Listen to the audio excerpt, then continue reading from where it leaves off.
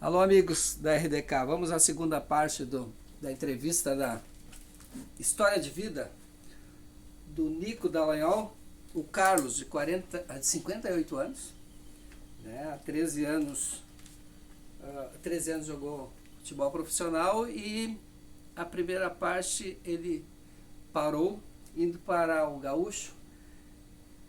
É Gaúcho verdade. de Passo Fundo, tchê. Ali praticamente foi realmente um começo do futebol profissional. Eu cheguei no Gaúcho Passo Fundo, fiz um teste, eu e o outro colega meu, que era do Serafina, e passou os dois. Aí ele falou pra mim, Nico, não, isso é pra ti, não é pra mim isso aqui. Eu tenho uma outra profissão. Digo, não, fica aqui junto comigo. Mas enfim, acabei ficando. Mesma idade? Qual é a Mesma, idade que você mesma tinha? idade, mesma 18? idade. 18 anos, eu tinha 18 para 19 anos naquela época. Tá? Aí é o seguinte, passei no teste, e era um começo, sabe, uma dificuldade enorme. O Gaúcho também estava voltando naquele período, sabe. É Vermelhão Então, da Serra ou estou errado? não, era no Volmar Saltão. Volmar. É o antigo Volmar Saltão, agora não existe mais, estão com um estádio novo lá. Né? Mas enfim, foi um começo. Aí começamos a primeira fase da segundona, eu estava na segundona, né?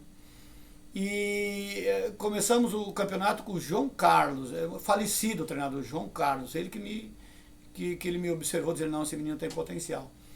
E me dei tão bem e me senti tão bem, para te ver como é que são as coisas, né? Com o aprendizagem lá de Bento Gonçalves, do Juventude, me deu uma experiência, uma tranquilidade para mim recomeçar firme. Comecei o trabalho lá como segundo volante, primeiro volante, depois segundo volante. Nos dois clássicos, 14 gaúcho, eu fui melhor em campo os dois. A primeira fase nós terminamos em primeiro lugar, isso em 84, em primeiro lugar. 14 de julho? Não, o Gaúcho do Passo Fundo. Não, mas e o 14? E o 14 era um clássico, né? Os dois clássicos, Gaúcho e 14 de julho, que antigamente era 14, agora é Passo Fundo, eu fui melhor em campo nos dois clássicos. Quem é que disse que foi melhor? Meio de comunicação, homem. Tu quer o quê? Eu não. Eu sempre jogava a mesma coisa. Mas enfim, ali eu alavanquei, a torcida me abraçou. Aí eu senti, tu sente o ambiente. Tu passava no centro de Passo Fundo, é fulano. Aí tu começa a crescer na parada. Só que veio um outro baque. Sabe que a vida é só tropeço, levanta.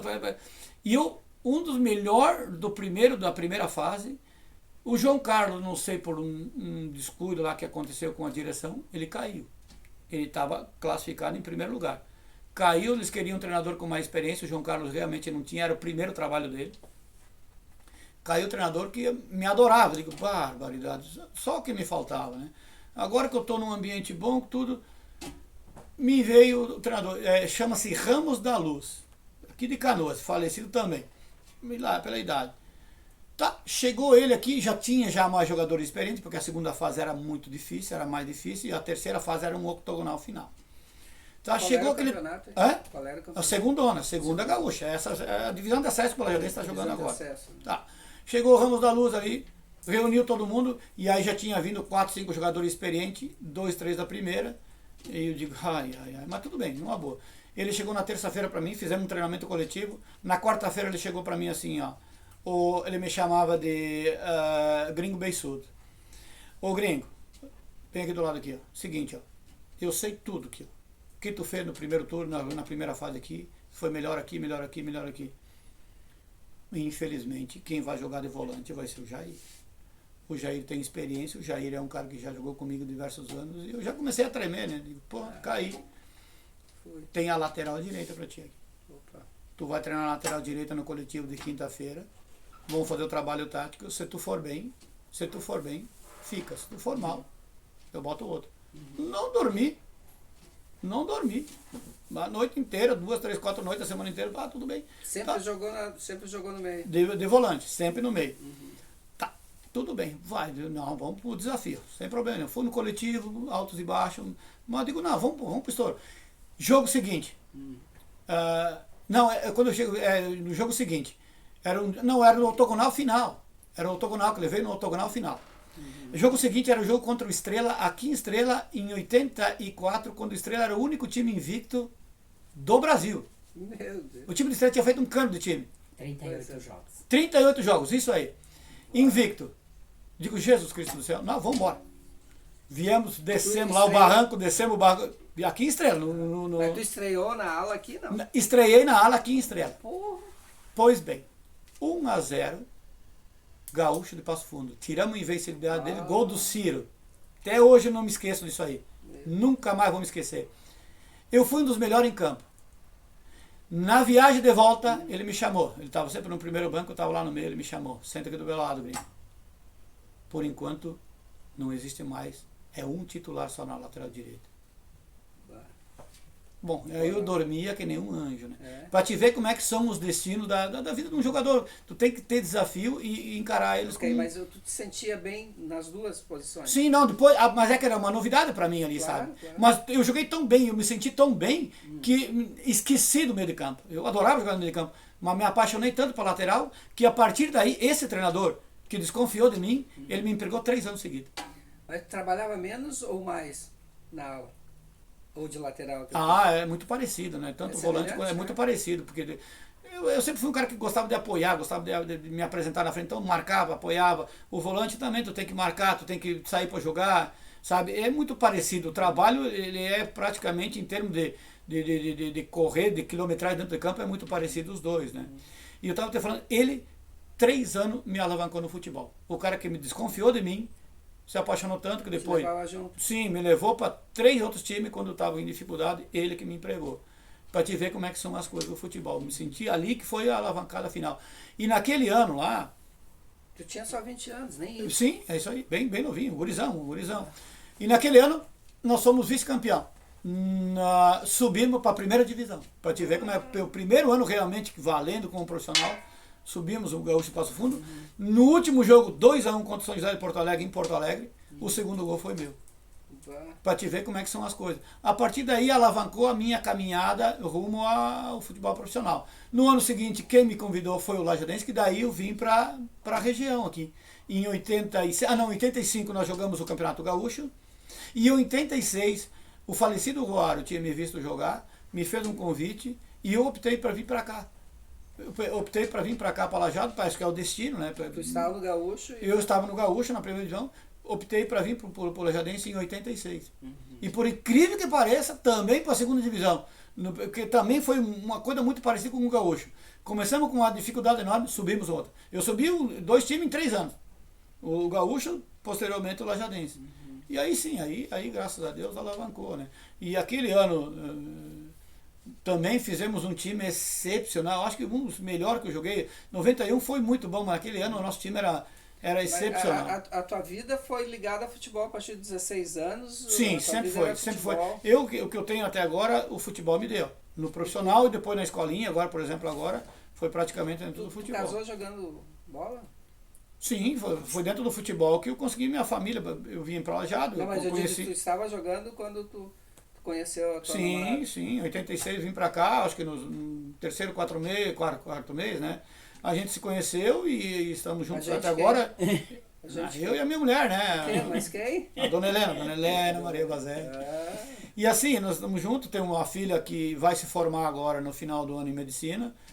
Então eu estou muito satisfeito nesse ponto da familiar ali, graças a Deus. É uma maravilha, educada, minha filha, estudiosa, não tem adjetivo para dizer sobre... Só não joga bola. Só não joga... Tentou jogar a bola, torcia tornozelo, batia joelho, desistiu da bola.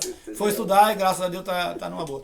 Mas enfim, o Gaúcho de Passo Fundo foi onde que eu me senti à vontade, onde que me deu o caminho para seguir e também aprendizagem, porque aquele ano lá eu convivi com nada mais, nada menos com Bebeto, um dos maiores goleadores da história do Rio Grande do Sul. Eu nunca vi tanto gol bonito na minha vida em 2 anos que eu joguei no Gaúcho Passo Fundo, que ele era centroavante. Ele chegava para eu vou ter que contar uma história que parece que de um outro centroavante. Parece que é mentira, parece que é mentira. Ele chegava e dizia: "Gringo, vem lá", porque ele gostava, ele não cabeceava a bola. Não gostava de cabecear. Centroavante, goleador, foi pro Corinthians, não cabeceava a bola. Ele fazia gol de fora da área. Dizia: "Gringo, tu vai lá, tu cruza 10 bolas para mim. Eu faço 8 gols. Mas tu me cruza elas sem deixar elas cair no chão na meia-lua.